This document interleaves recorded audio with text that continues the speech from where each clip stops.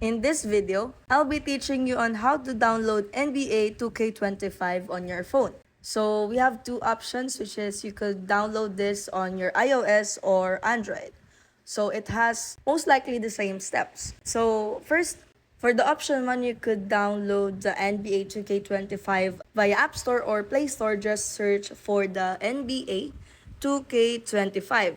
And once you see it, it looks like this, which is the NBA 2K25 My Team.